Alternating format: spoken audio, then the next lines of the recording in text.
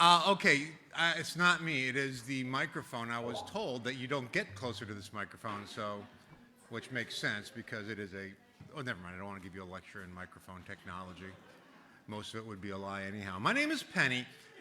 My pronouns are she, her, hers. My amateur nouns are garden and gopher, but that's another story. I'm sorry. I'm here to welcome you to Artisan Church. It is a church that is a little different than a lot of the churches you find around here. If this is your first time, welcome. We love to have you here. If you have questions, please ask. If you are a regular here, hello also. It's good to see you. On this day, we are going to be I'm really looking forward to church. What I'm reading here, Psalm 33, 1 through 12, has always been a weird group of a real weird psalm for me because it starts out one way and then all of a sudden in the middle I'm like, wait a minute, what's going on here? It goes from really like praising God to like, hey, let's attack our. Anyhow, I'm not going to read. I'm just going to read it to you. Sorry about this. Okay, so Psalm 33, 1 through 12. The greatness and goodness of God. Rejoice in the Lord, O you righteous. Praise befits the upright. Praise the Lord with the lyre. Make melody to him with harp of 10 strings. Sing to him a new song. Play skillfully on the strings with loud shouts. For the word of the Lord is upright, and all his work is done in faithfulness. He loves righteousness and justice. The earth is full of the steadfast love of the Lord. By the word of the Lord the heavens were made, and all of their host by the breath of his mouth. He gathered the waters of the sea as in a bottle. He put the deeps in storehouses. Let all the earth fear the Lord. Let all the inhabitants of the world stand in awe of him. For he spoke, and it came to be. He commanded, and it stood firm. The Lord brings the counsel of the nations to nothing. He frustrates the plan of the peoples. The counsel of the Lord stands forever, the thoughts of his heart to all generations. Happy is the nation whose God is the Lord, the people whom he has chosen as his heritage. Welcome to church. If you are able to, we invite you to stand and join us as we sing this morning.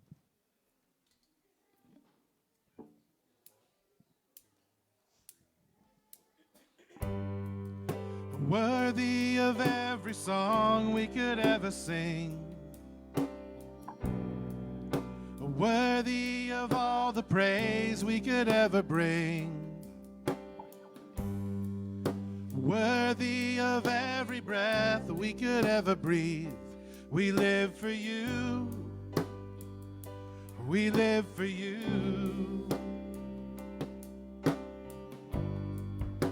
Jesus, the name above every other name.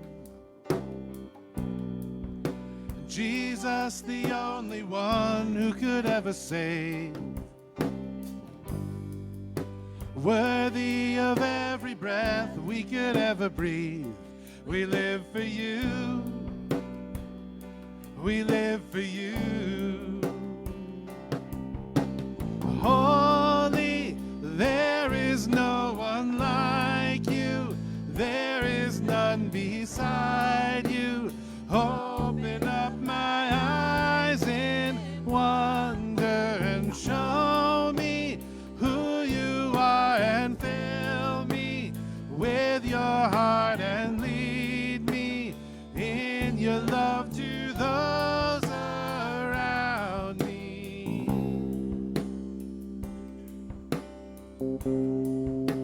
Again, worthy of every song we could ever sing, worthy of all the praise we could ever bring.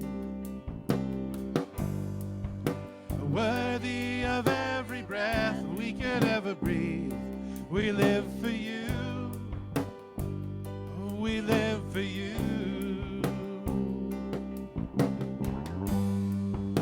Jesus, the name above every other name. Jesus, the only one who could ever save. Worthy of every breath we could ever breathe. We live for you. Oh, we live for you. And holy, there is no one like you. There is none beside you. Open up my eyes in wonder and show me who you are, and fill me with your heart and lead me in your love to those around me.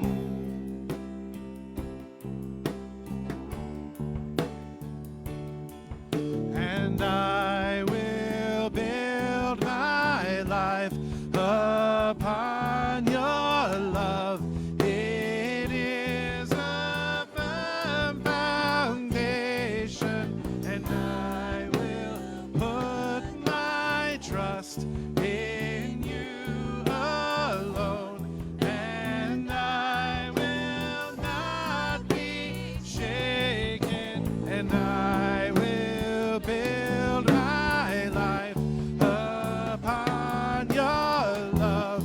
It is a firm foundation, and I will put my trust in you alone, and I will not be shaken. And holy, there is no one like you.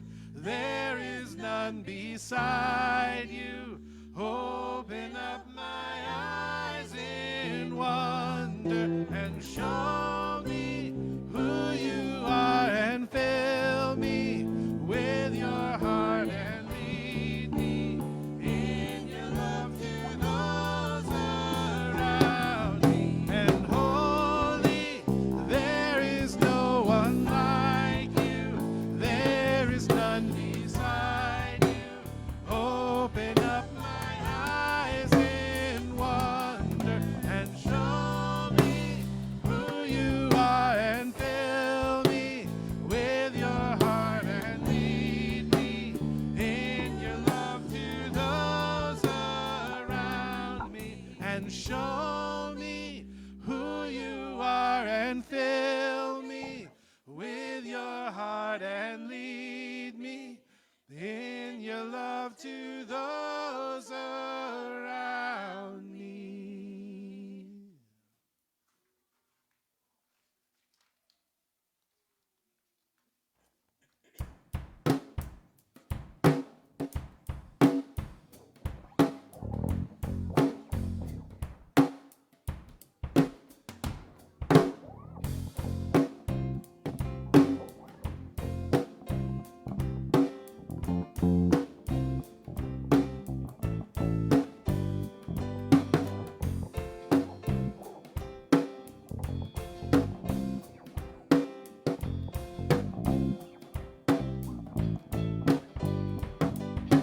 Fear runs deep, spreading like a virus.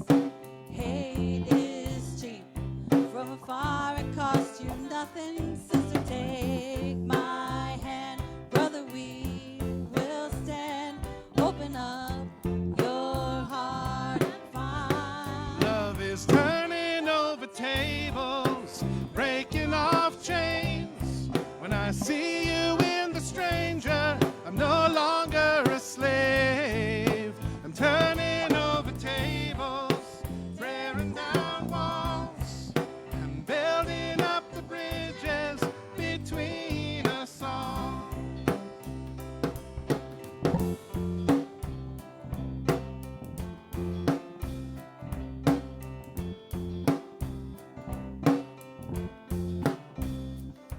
Let courage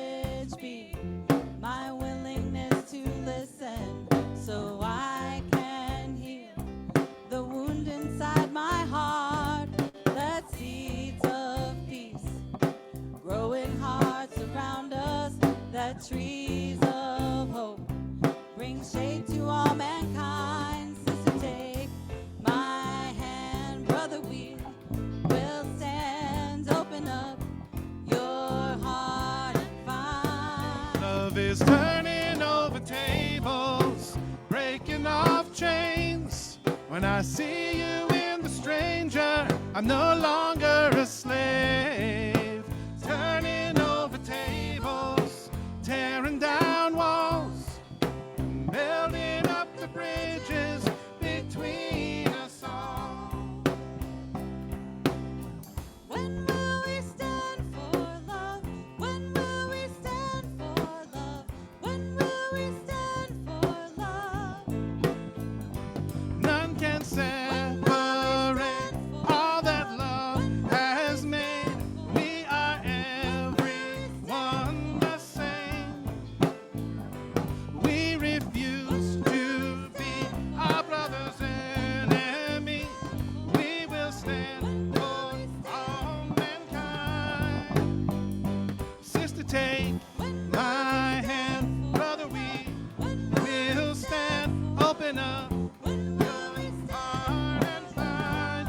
Love is turning over tables, breaking off chains.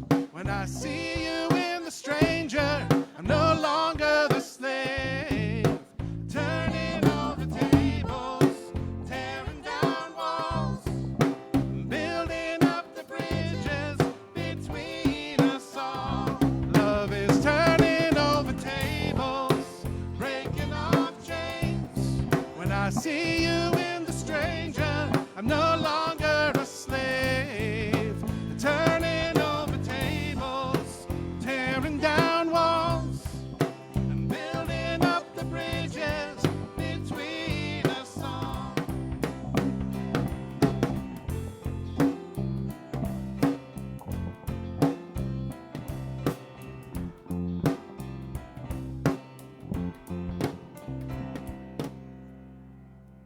You guys sound great. You can go ahead and have a seat.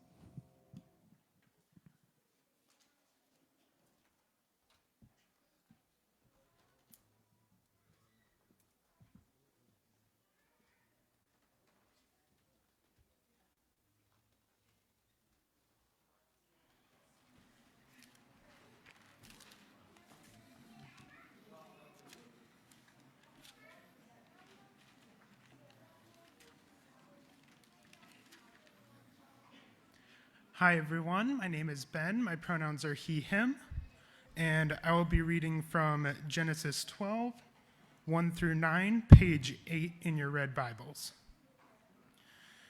Now the Lord said to Abram, "Go from your country and your kindred and your father's house to the land that I will show you. I will make you a great nation, and I will bless you and make your name great, so that you will be a blessing. I will bless those who bless you, and the ones who curses you I will curse. And in you all the families of the earth shall be blessed." So Abram went as the Lord had told him, and Lot went with him. Abram was 75 years old when he departed from Haran. Abram took his wife Sarah and his brother's son Lot, and all of the professions that they had gathered, and the persons who they have acquired in Haran. And they set forth to go to the land of Canaan. When they had come to the land of Canaan, Abram passed through the land to the place at Shechem, to the oak of Moreh. At the time the Canaanites were in the land, and the Lord appeared to Abram and said, "To your offspring I will give this land." So he built there an altar to the Lord who had appeared to him. From there he went on to the hill country on the west of Bethel and pitched his tent, with Bethel on the west and Ai on the east. And there he built an altar to the Lord and invoked the name of the Lord. And Abram journeyed by the stages toward the Negeb.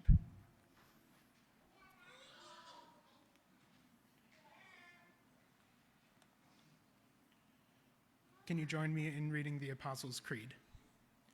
I believe in God, the Father Almighty, the creator of heaven and earth, and in Jesus Christ, his only Son, our Lord, who was conceived of the Holy Spirit, born of the Virgin Mary, suffered under Pontius Pilate, was crucified, died, and was buried. He ascended to the dead. The third day he rose again from the dead. He ascended into heaven and sits at the right hand of God the Father Almighty, whence he shall come to judge the living and the dead. I believe in the Holy Spirit, the Holy Catholic Church, the communion of saints, the forgiveness of sins, the resurrection of the body, and life everlasting. Amen.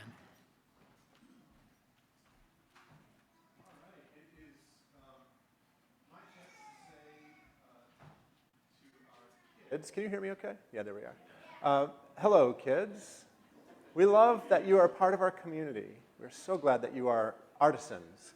And now is the time when you get to go do fun kid stuff. Yes, Miss T is here ready to escort you to the children's wing. Parents, guardians, if you've already checked your kids in, they can go right away. If you haven't checked them in, please go with them and make sure that you do check them in. And the children's programming ends at the end of the sermon block, which I usually forget to say in that moment. So now I've said it and you know. All right? See you later, kids. Children are always welcome to be with you throughout the entire service, if that is your preference, by the way.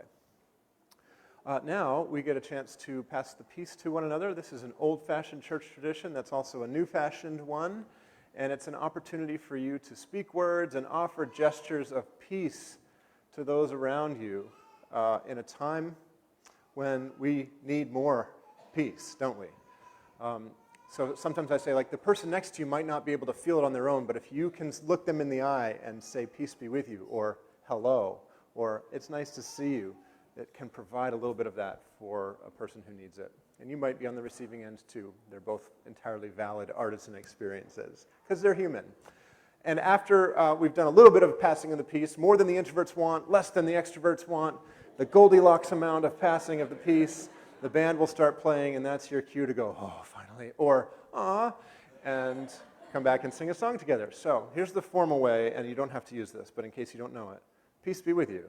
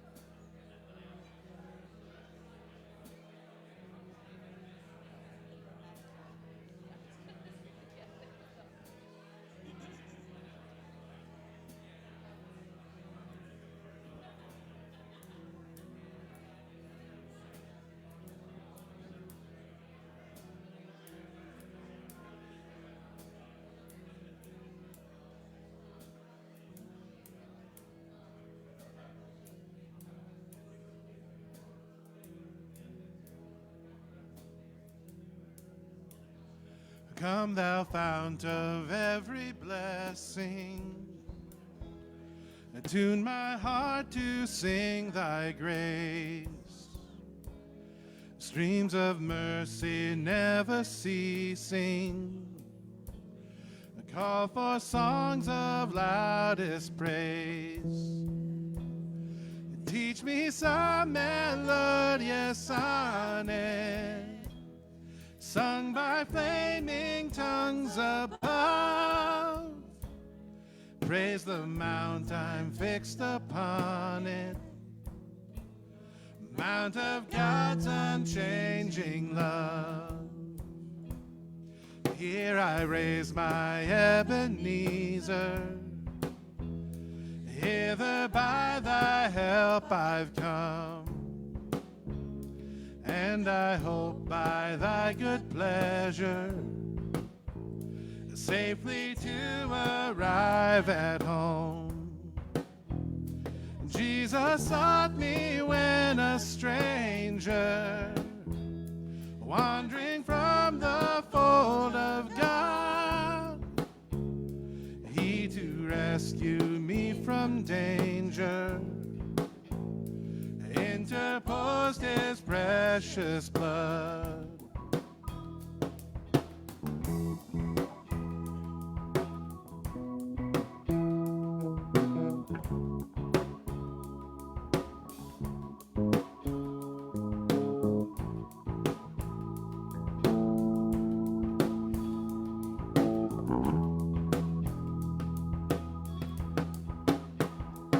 Oh, to grace how great a debtor, and daily I'm constrained to be. Let thy grace now like a fetter bind my wandering heart to thee. Prone to wander, Lord, I feel it, prone to leave the God I love. Here's my heart, Lord, take and seal it for thy courts above. Prone to wander, Lord, I feel it, prone to leave the God I love. Here's my heart, oh, take and seal it for thy courts above. Come, thou fount of every blessing, tune my heart to sing thy grace. Streams of mercy never ceasing, call for songs of loudest praise. Teach me some melodious sonnet, sung by flaming tongues above. Praise the mount I'm fixed upon it, mount of God's unchaining love.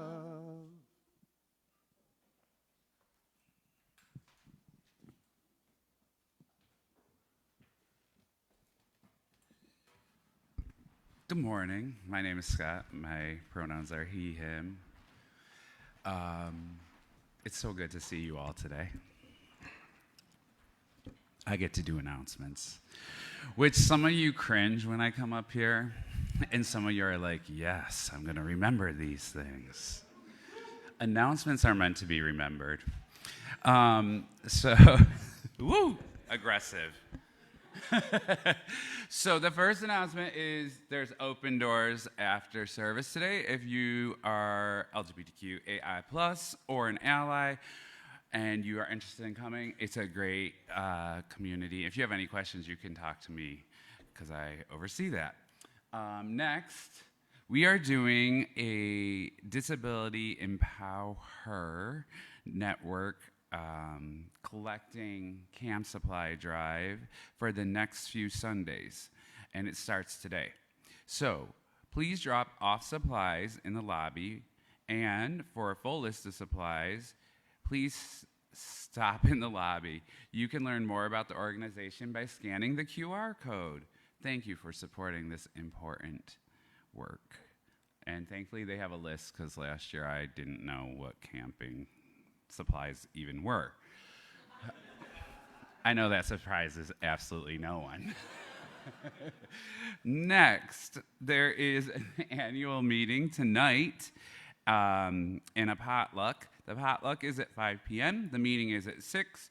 We will be discussing the upcoming year, including some details surrounding Scott Austin's retirement, our budget, voting on a new leadership team member, and several nominating committee members. There's a lot to do tonight. So this is the time of the year when our membership roles are reset as well. So if you want to vote at the meeting, please renew your membership online. Or, and I'm going to do this right now because I need to do this, you can scan this QR code just like that. Yes, being the most extra announcement person ever has its perks. So you can sign it there. If you're signing the paper copy, you can give it to Cheryl. See Cheryl? She's over here, gorgeous as ever. And she will take your paper copy. Now, you know. There we go. The last announcement. Happy Pride, everybody. For Pride, I'm wearing my Shane and Ilya hat, my Cupid earrings, my Pink Pony Club shirt, and my rainbow sneakers that say, we're queer, we're here. So, you know, Pride is whatever you want to be, but I love all the Pride outfits, and you can wear them all year round. But we are selling t-shirts because on July 18th, it's time to save the date, Artisan will be marching in the Rochester Pride Parade. We are offering our t-shirts again this year, and you need to place your order by June 25th to get it in time for the parade. There will be more details about the parade coming up. It's very low-key this year, which we all need in 2026. Last, I want to tell you about giving. There are 3 ways to give: in person, online, or mobile. If you are new to the church, not a member, there's no pressure to give. If you consider this your spiritual home and consider this an act of worship, please consider giving one of those 3 ways. And that's all I have today. Godspeed.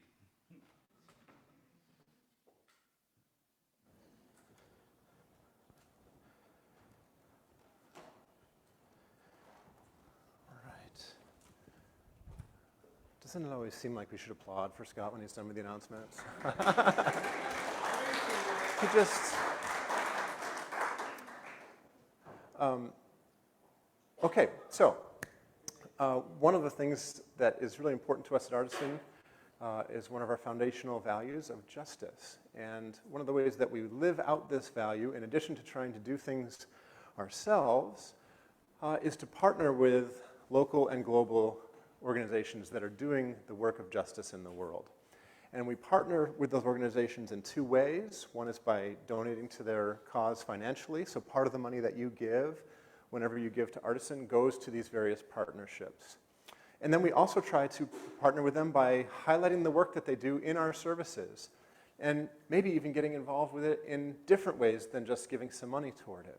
And one of our favorite, I don't say this to the other ones, by the way, one of our favorite partnerships is Disability Empower Network.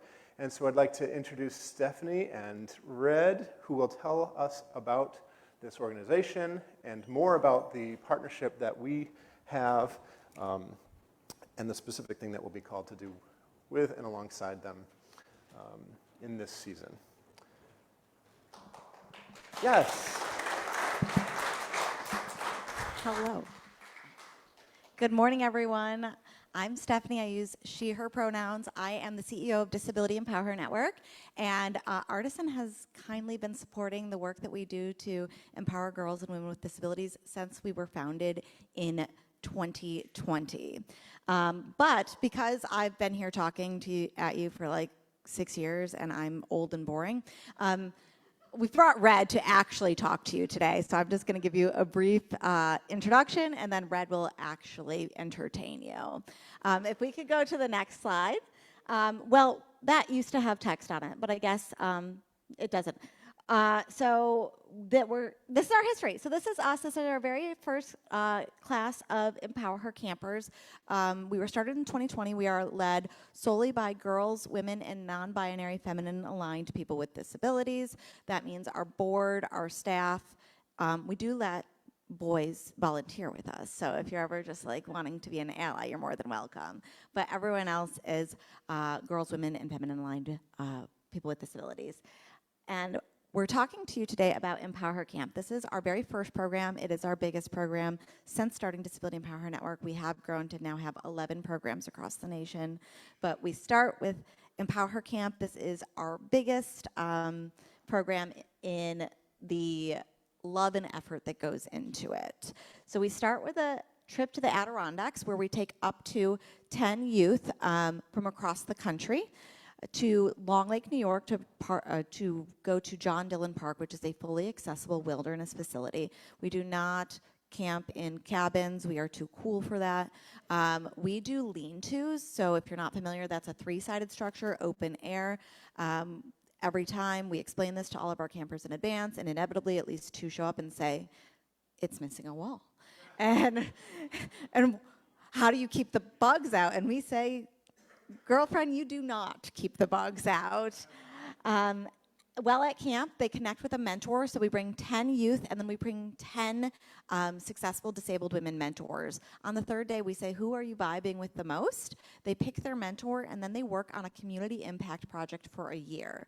The project has to do with emergency preparedness and response and the disability community. Beyond that, they really get to design it. So locally, we've had one young woman work with Willow to make Willow's services more accessible, work with the Memorial Art Gallery to ensure that they have emergency evacuation plans for people with disabilities, and the Memorial Art Gallery just got evacuation chairs in the building so that people with mobility disabilities can leave. One worked with Greece Central School District, and after being ignored by her principal and vice principal, she went to the school board because she wanted evacuation chairs in her school so that as a wheelchair user, she could not be told to go to the safe room in her school, which was her math classroom, which is not bulletproof, bomb-proof, or fireproof. And what are the reasons we usually evacuate a building? So a safe room's not really safe, so instead of getting evacuation chairs in her school, she got evacuation chairs in the entire Greece Central School District.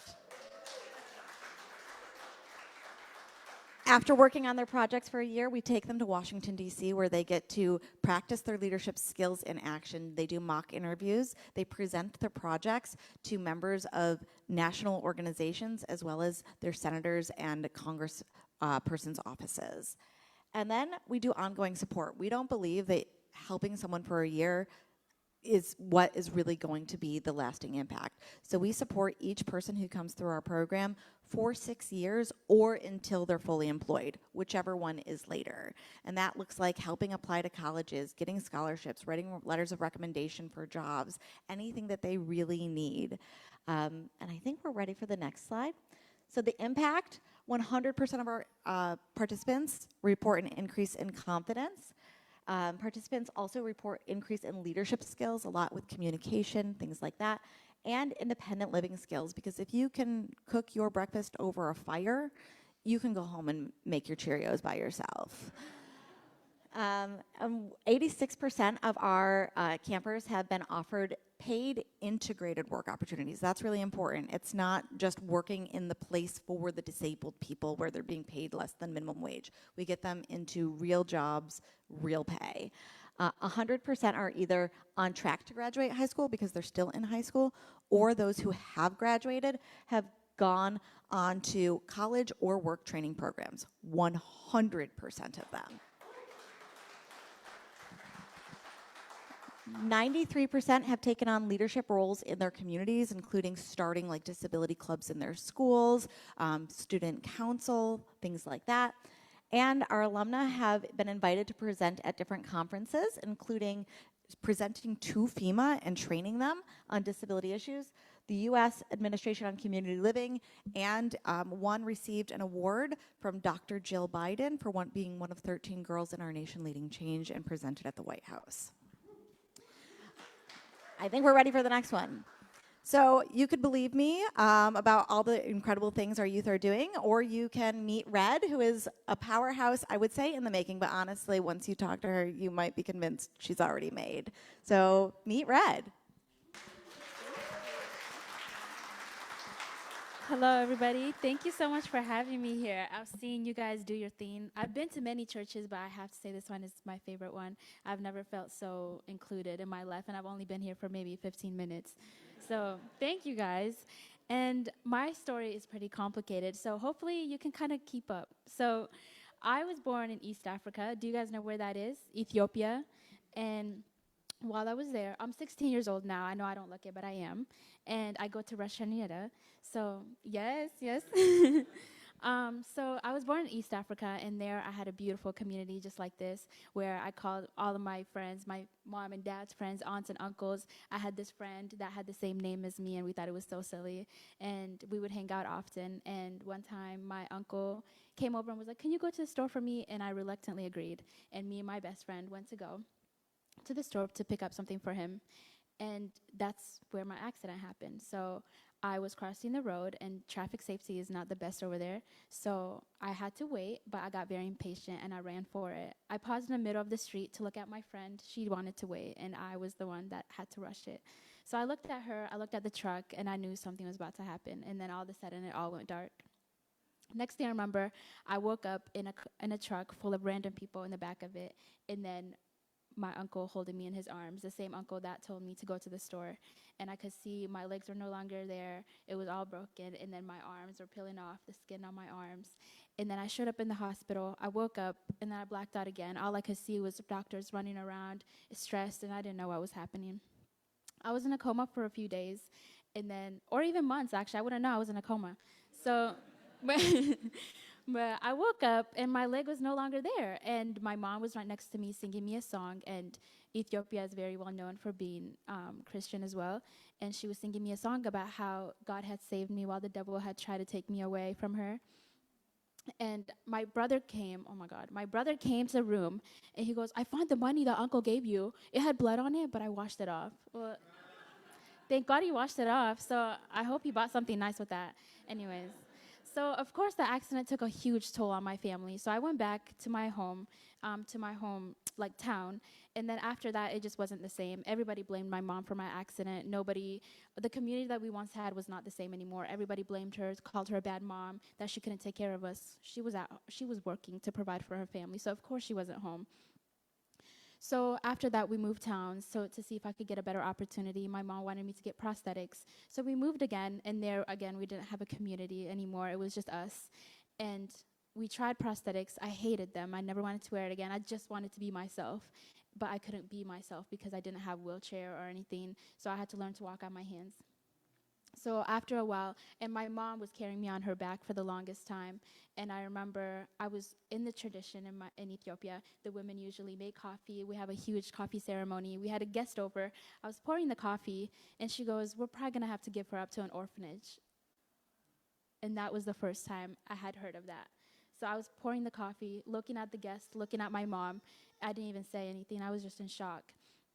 A few days later, my mom was carrying me on her back with a scarf, touring orphanages that I could go to. We went to one that was a perfect suitor, and they said to us, "Well, since she has a mom and a dad, she can't be with us. She has to say that one of them is dead." And they suggested that. So on all of my papers till today, we say that my dad is dead. So I don't have any records of him. So we toured those, and then eventually I moved in. And in protest of being in that orphanage, I went to the center, and I started screaming and crying until somebody would come and tell me that they were going to take me back home. But that never happened. So the woman that owned the orphanage came over. They watched me cry and scream and beg for my family back. I guess that worked because a few days later, my brother came over, and he stayed with me in the orphanage. And I was so happy because I finally had a friend in there. All the kids would avoid me. I was all alone in there. So having my brother there, my oldest brother, he was so kind to me always, so I was happy to have him there. I woke up one morning, the sun shining through the windows. I look over to see him, but he was no longer there. I looked around the whole orphanage and I still couldn't find him, so I knew that he was never coming back, and he never did. While my mom and my dad came to visit me, he never saw me again, and I don't know if that was the guilt or he couldn't see me again after leaving without telling me. So a few years, well, I was in that orphanage for 2 years, and in there I didn't have a wheelchair. That's the reason that I moved there, was that I could have a new access, so that I could come to America and have a better life, is what my mom wanted for me. And in that orphanage, I had a hospital wheelchair, but I could not push myself. People had to push me. It was ripped apart. My whole side of this side was just draped down, and the only way I could push myself was if somebody else was pushing me, so I wasn't really doing it anyways. So in the orphanage, I learned to walk on my hands. I knew before when I was home, but of course my mom was carrying me. I didn't have to learn. So now that I was in the orphanage, I was all alone. I had to figure it out. And then all my pants had holes in them, and they wouldn't let me get new pants. And they said that was only once a year for special occasions only, so I just had to suffer through that. So my family that wanted to adopt me, they found me, and they came to America, or they came to Ethiopia so that they can come visit me. I hanged out with them, and it was the best time I've ever had, and I thought they were going to be the perfect family for me. They brought me a pretty pink wheelchair with My Little Ponies all over it, and I thought that was so cute. And I hung out with them. I had my hair all nice and done for them. And then the last day came where I had to say bye to my whole family. My whole family came except my oldest brother. My uncle, the one that watched me get in the accident, my aunt, my mom, my dad, and my 2 other siblings. They came. I was so confused. I was only 7 years old at this time, and I didn't know what was going on. All I could do was stare off into the distance, and I shared this picture that I have to my mom, and she tells me I have a specific look when I'm thinking or when I'm unhappy, and I never realized it until she said that, and that was exactly what the face was saying, with that I was lost and I didn't know what was going on. The next thing I remember is my family that was adopting me was giving gifts and making promises to my mom that they never kept. They promised that I'll have a better life. They gave her a necklace with a heart and a cross in the middle. And then we got in the Uber to go to a hotel with my new family. And then I remember reaching out to my mom in the car window, and I saw her tears. And then I fell asleep on my new mom's lap, and to a whole new world, to a hotel that was very beautiful and nice. I've never seen anything like that. I stayed there for a few days, and that's when I knew that family wasn't going to be the best for me from now on. They were so set on me having prosthetics as soon as I got to America that they would only feed me maybe 1 or 2 meals a day because they wanted me to stay thin so that I could have a better chance of being better on the prosthetics. I came home, and all of a sudden, the mom that once loved me did not love me anymore. She ignored me. She didn't talk to me. All she would do was cuss in her room about me, how she wanted me to get out of the house, and she didn't want me anymore. And the dad was very abusive and neglective as well. He swore that he loved me, but he was hitting me. So how do you expect to love somebody when you're being abused as well? So the only escape that I had was school, and there I met my best friend. Her name is Audrey. And she was actually the one that took me away from that family. After begging my adoptive family to leave, I no longer wanted to live with them. My dad started looking for families on social media for me.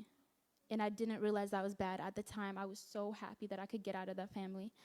So he was searching for families on Facebook, and he said, I came over, and I said, "Did you find a new family for me?" He said, "No, not yet." Little did I know he was texting my best friend's mom, asking her to take me. If not, I was going to go to somebody else, random. So eventually, during COVID, I moved in with them for a few months, and then I didn't realize that I was struggling with mental health. So after that, social services got involved, and then I had to move away from them and live in a mental health hospital for a little bit. And then after that, I went right back into foster care. I thought I was going to be with my best friend, but I guess not, because you can't just give your child away to some friend that is your best friend. So I went back into foster care, and again, that was still not my dream family. I didn't have a community. I didn't have anybody that loved me. The brother was constantly bullying me, and I thought I was never going to have something happy. I gave up on everything, and I didn't even realize that I did. I thought this was just how life is supposed to be, who I am. But I'm not that, because I've always been looking at the brighter side, but I didn't realize. So when you see me, you think, oh, she's super happy. But I genuinely, when I was alone, I was not happy, and I didn't realize that wasn't normal. So after being in foster care for a year and a half, they found me the perfect mom for me. They asked me, is it okay if you have 2 moms? I said, okay, yeah, that's fine. Yeah, that's okay. So I met my mom. Her name is Kim. She's incredible.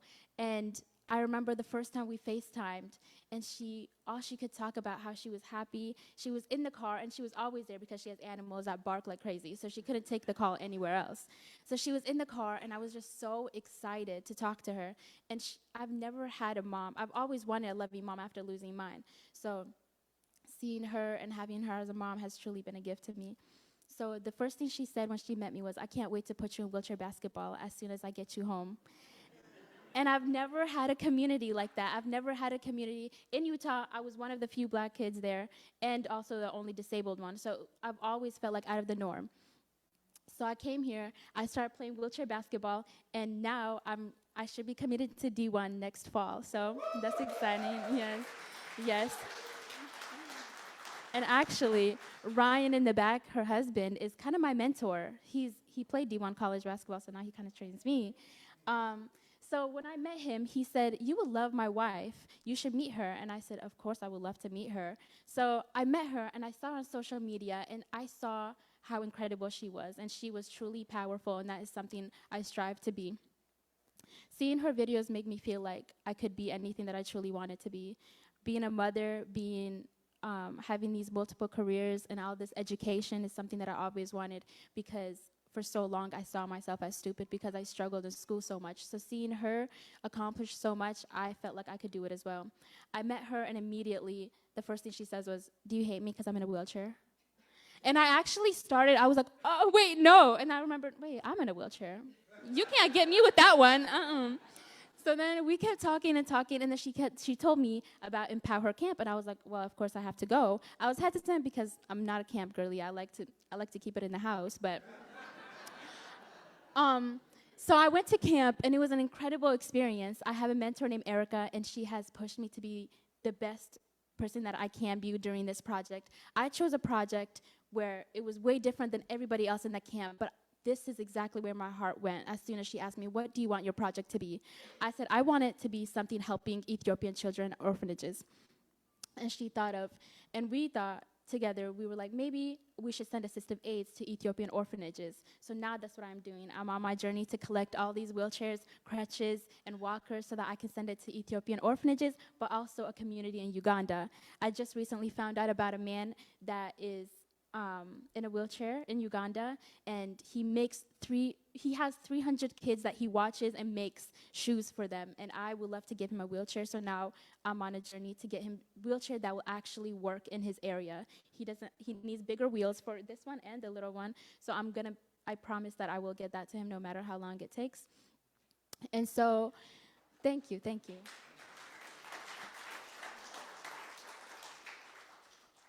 So during this whole period, I would like to thank Empower Her so much for everything that have given me. I feel like I could truly not be the person that I am today because of them. They've given me so much confidence. They've put me in rooms that I thought I would never be. Like here, they put me in places where I've seen other women with disabilities make huge changes. I went to Nayel, where I got to see people that actually work in law and actually make a difference in people's lives. And I was so inspired, and that's something that I look forward to changing, to do as well. So in the future, I aspire to be just like you, even though you can be a little sassy sometimes.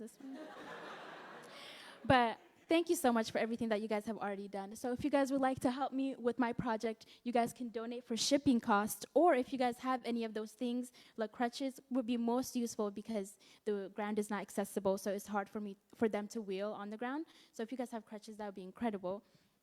Or if you would like to donate to Empower Her Network so that they can continue doing this amazing work and giving these girls incredible opportunities that they would not have without them.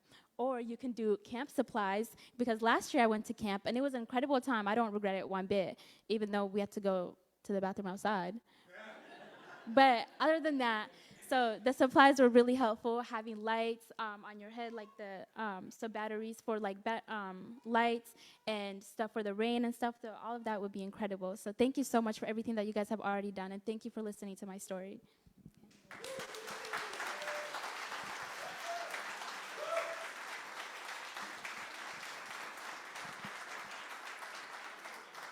I have nothing to add, so I'm going to pass it to whoever's supposed to have it.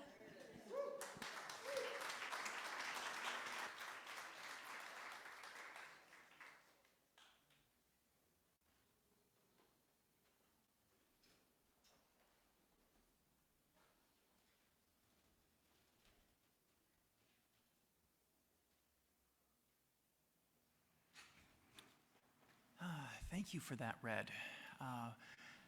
My name is Mark, he, him pronouns. Will you join me for the Lord's Prayer? Our Father in heaven, hallowed be your name. Your kingdom come, your will be done, on earth as it is in heaven. Give us this day our daily bread, and forgive us our trespass, as we forgive others. Do not let us fall into temptation, but deliver us from evil. For yours are the kingdom, the power, and the glory, forever and ever. Amen. All right, our gospel reading is from Matthew, chapter 9, and verses 18 through 26. While he was saying these things to them, suddenly a leader of the synagogue came in and knelt before him, saying, "My daughter has just died. But come and lay your hand on her, and she will live." And Jesus got up and followed him with his disciples. Then suddenly a woman who had been suffering from hemorrhages for 12 years came up behind him and touched the fringe of his cloak. For she said to herself, "If I only touch his cloak, I will be made well." Jesus turned, and seeing her, he said, "Take heart, daughter. Your faith has made you well." And instantly the woman was made well. When Jesus came to the leader's house and saw the flute players and the crowd making a commotion, he said, "Go away, for the girl is not dead, but sleeping." And they laughed at him. But when the crowd had been put outside, he went in and took her by the hand, and the girl got up. And the report of this spread throughout that district.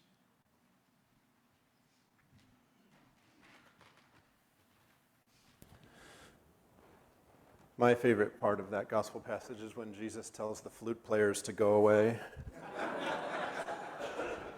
I was a saxophone player, so go away. How many times I wish I could have said it.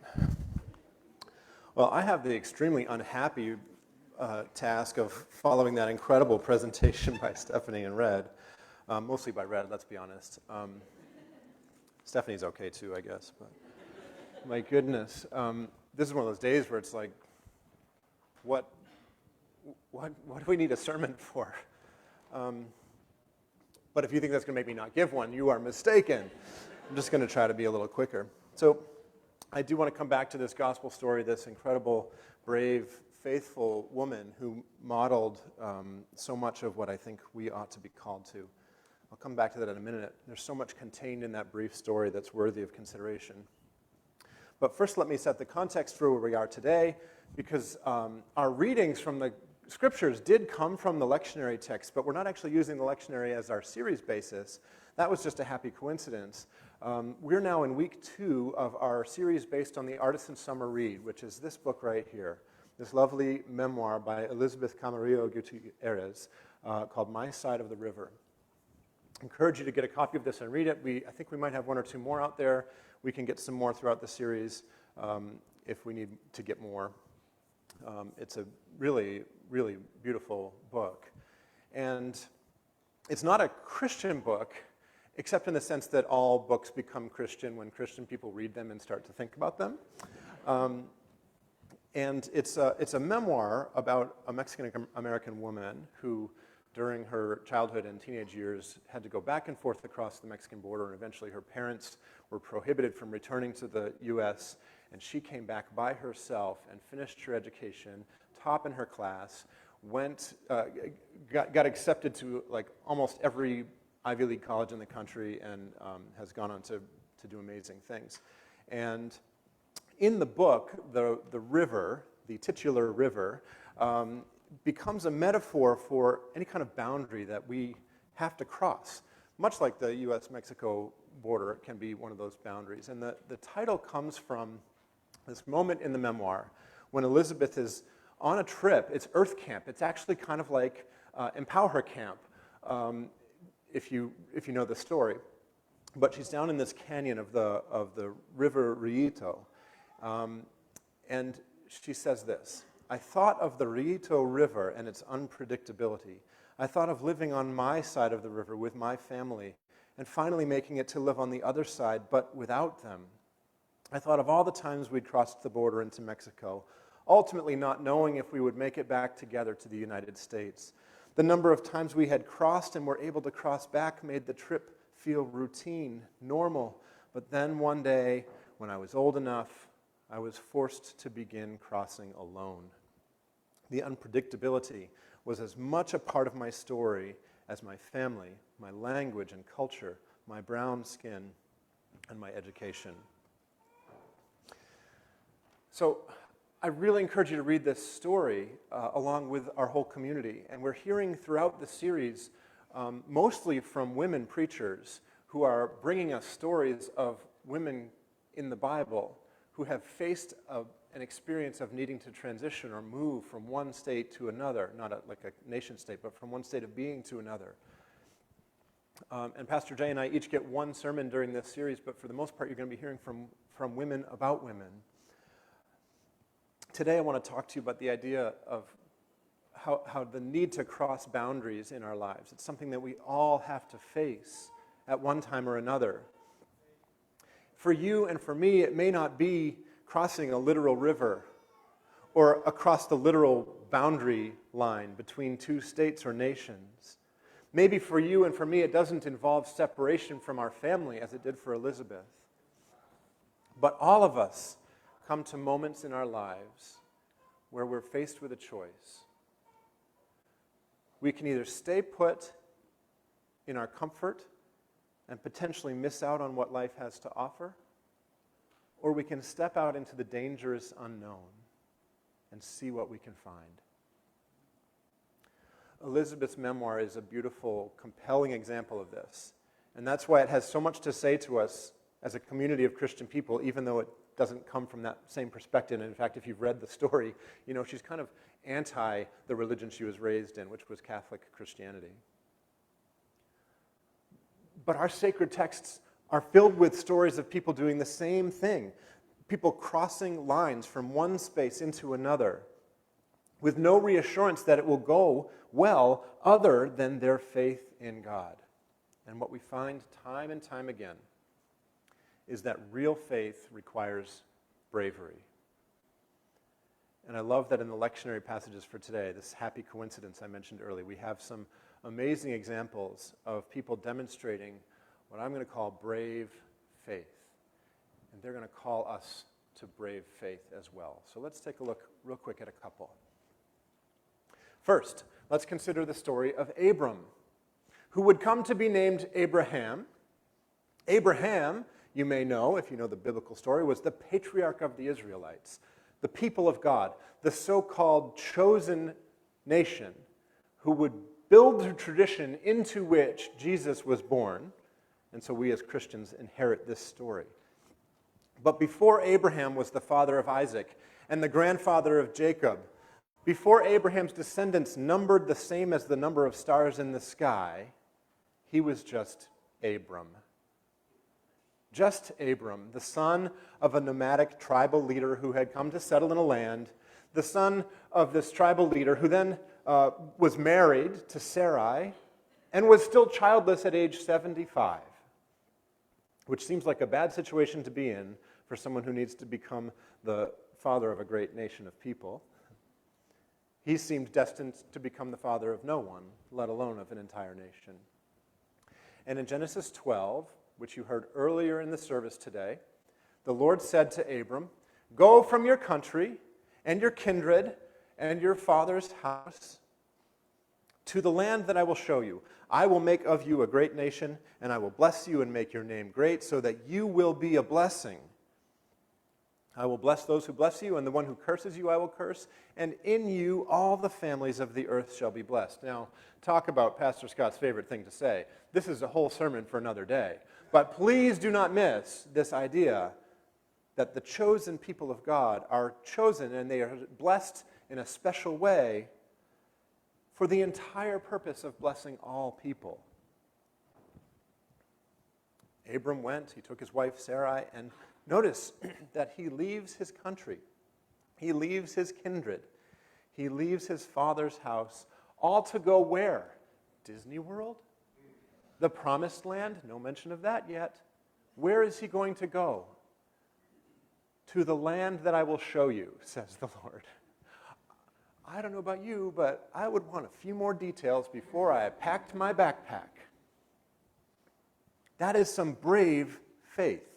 And centuries later, the Christian scriptures speak about Abram and Abraham specifically, that this faith he carried is a sign of salvation, and that salvation comes through faith by grace, not from following a bunch of laws. Okay? I was going to read you the passage from Romans, which is also in the lectionary readings today, but in the interest of time, I'm going to just invite you to go look at it yourself. The Apostle Paul goes into some great lengths. What happened? Oh, was it on the screen? Psych. The Apostle Paul goes to some great lengths. He goes to great lengths about everything, actually, but in this case, it's about the faith of all of these famous Bible people. Now,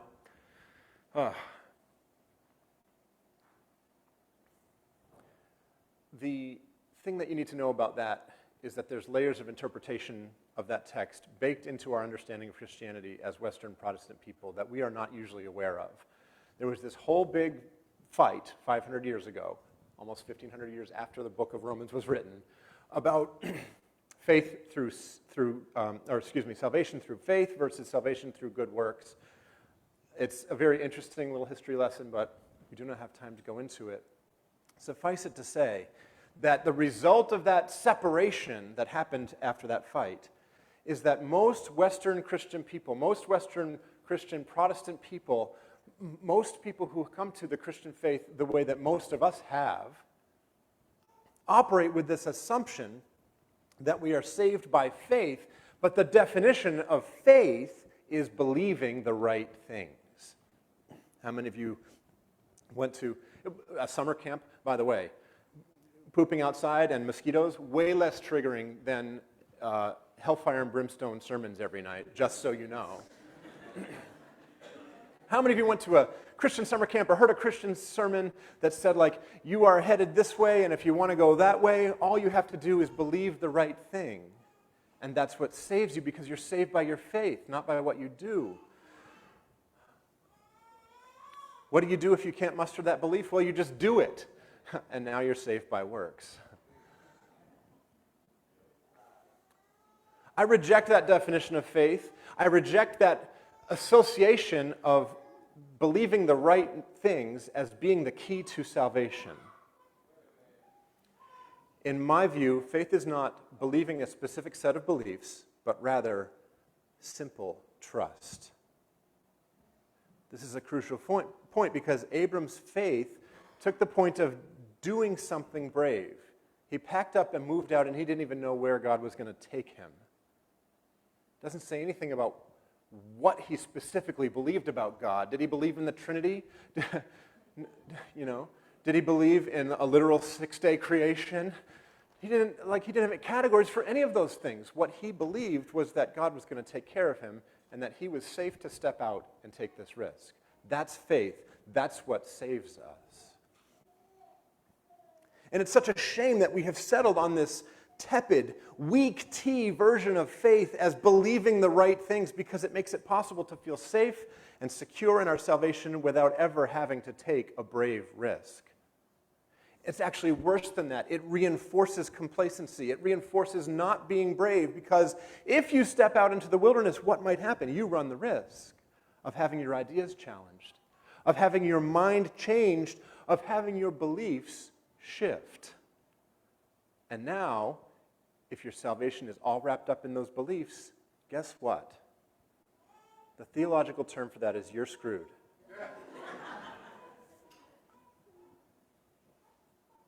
But enough about Abram. This series calls us to the attention of many, many, many brave women in the Bible, and Abraham is literally the definition of patriarchy, so it was wrong of me to spend so much time on him. Our gospel reading today contains the story of an unnamed woman who takes a great risk to get to Jesus, and her brave faith becomes the source of her healing. The risk that she took may not be immediately obvious to us, but it actually does relate to the patriarchy that's embedded into the religious tradition, because in the Jewish tradition, strictly enforced at this time, were specific regulations about how women were to be treated when they were menstruating. These details can be found in Leviticus 15 if you want a really interesting chapter of the Bible. Suffice it to say that the Mosaic Law dictated that women should be separated from the rest of the community for 7 days during their period. No one was to touch them. And if it lasted longer than that, they should be separated for how long? As long as it takes to stop. And here's a woman who'd been suffering from hemorrhaging, from a flow of blood, for 12 years. And so, with that context, you can imagine that what she did took an incredible amount of courage. She pushed through the crowd, many of whom must have known her condition and the consequences of it. She brushed past them, probably touching them and making them ceremonially unclean. And then she had the guts to reach out and touch the cloak of a rabbi, because she was saying to herself, if I only touch his cloak, I will be made well. And what does Jesus say to her? First of all, he doesn't ignore her or pretend that he doesn't see her. That's what a lot of us probably would have done. But he also doesn't say, how dare you touch me, go away, you filthy woman. He doesn't say, can't you see that I'm busy right now? A little girl has died. He doesn't say, I'd like to heal you, but first I must know, do you believe every word of the Apostles' Creed? Because you're only saved by faith, your beliefs. Jesus' care for this woman, his apparently complete indifference to the laws of being clean or unclean, shows us a lot. And by the way, what was Jesus doing in that moment? What was the thing he was rushing to do that he could have said maybe, hey, I'm too busy right now? He was going to raise a little girl who had died, a little child, a female child, about as low as you could get on the social ladder of importance. And in the midst of all of this, what is his actual response to her? He says to this unnamed woman, take heart, daughter, your faith has made you well. And it all happened because she decided to take a risk. The safer thing for her to do would have been to stay where she was and pray. I bet she's been praying for a while. Have you ever been praying for a while and not gotten the results that you were praying for? 12 years she must have been praying. And she decided instead to take a risk, to cross a very bright line socially, religiously, culturally. And her action is a sign of brave faith. What an inspiration she is to us. And so my question for you, for each one of you as individuals, and the beautiful thing is that when each one of us as individuals responds to the Spirit in our own lives, the I becomes a we, and the we becomes more powerful, and more of the work that God wants to be done in the world gets done, because we're moving it together as a community. But it starts with, in the quietness of your own heart. What is the brave step that you need to take today to demonstrate that your faith is real and solid? Maybe like Abram, you need to leave the land of your family behind. This could be a geographic change. You could leave the actual land. You're not allowed to leave Rochester because then you wouldn't be part of our church. But, in other circumstances, you might need to leave the land. I'm kidding. We are sad, and then we send you out and bless you when you go to other places. That might mean, it might mean leaving the land of your family in a more metaphorical way. This kind of brave faith often results in a temporary loss of rootedness or of identity or of tradition. This is very painful. That's why it's brave.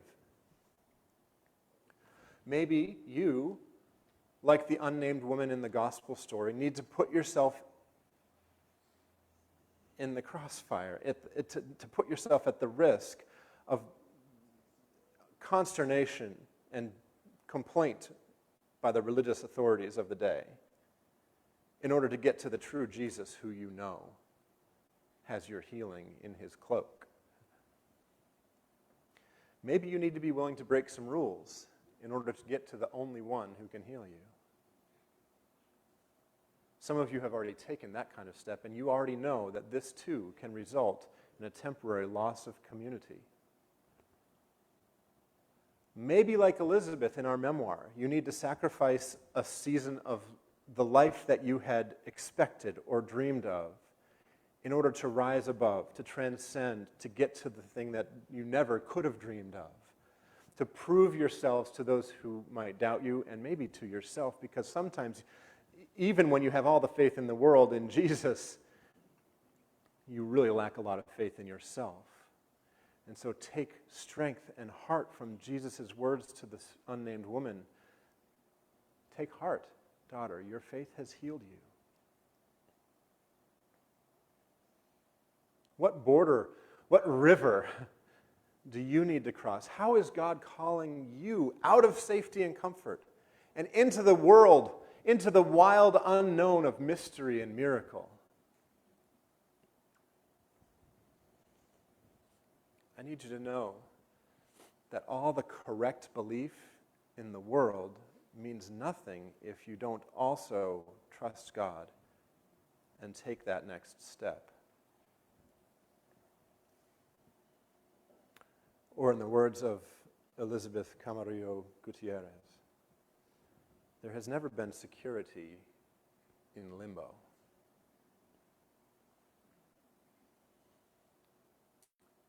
And I want to let her have that last word.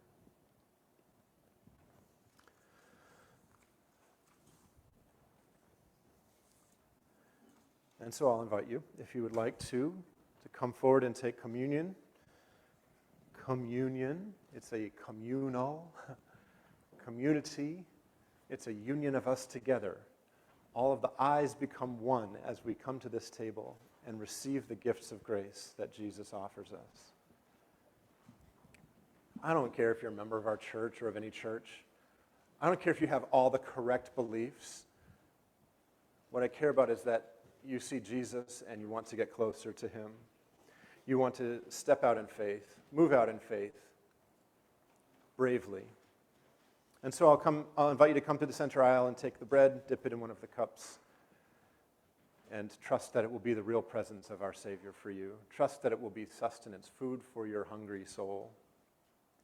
And maybe above all, trust that it will be a unifying sacrament of God's grace that will empower us all to become the people whom God has called us to be, so that we can be a blessing to all the other people of the world. Our table's open. Let's continue to worship in sacrament and song. Amen.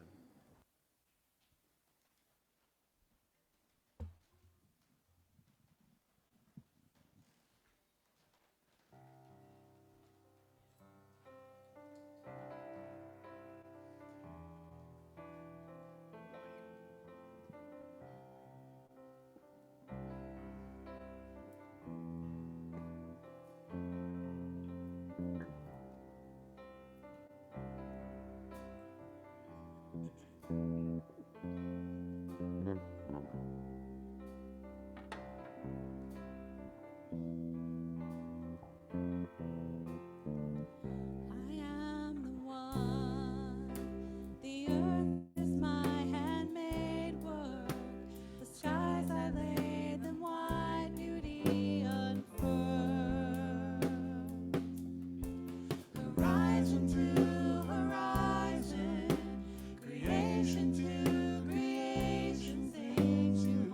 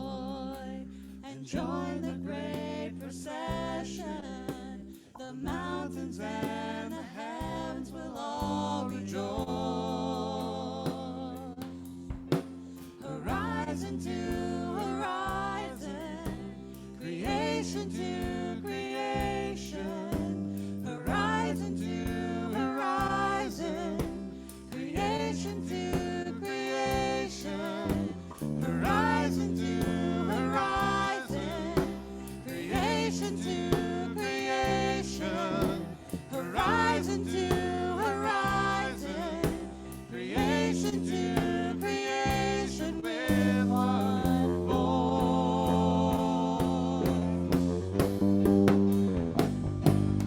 Welcome home, gather round, all ye refugees, come in. Welcome home, gather round, all ye refugees, come in. Oh, welcome home, gather round, all ye refugees, come in. So welcome home, gather round, all ye refugees, come in.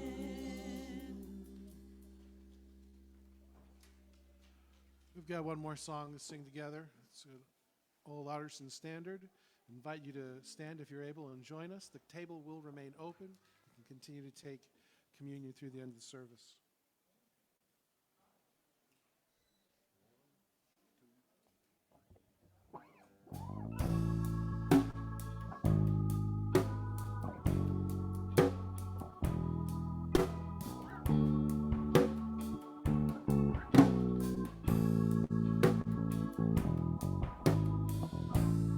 I wish we could live forever and melt into the sun, melt into the sun.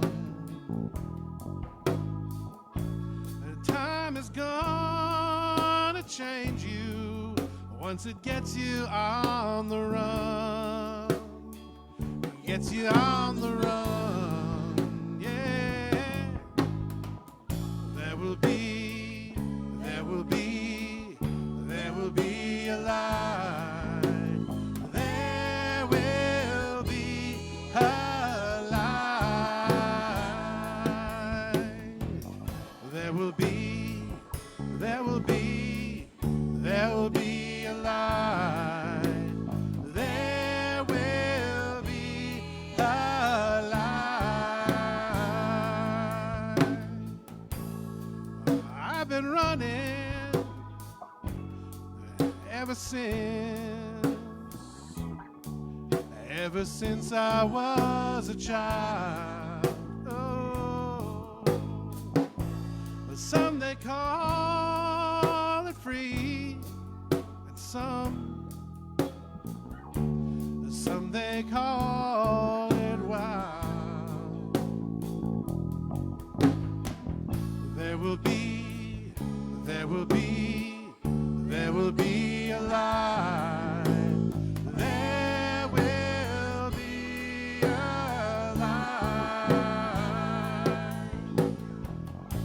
will be a light.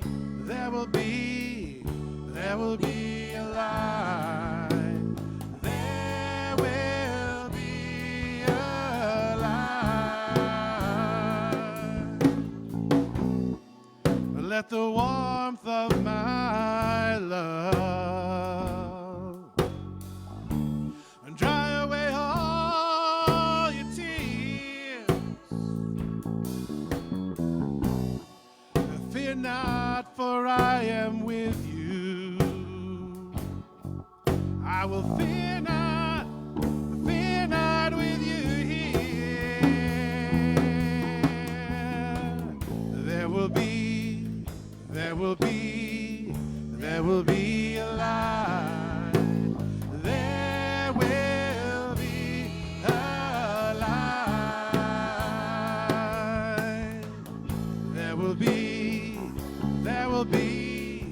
There will be a light.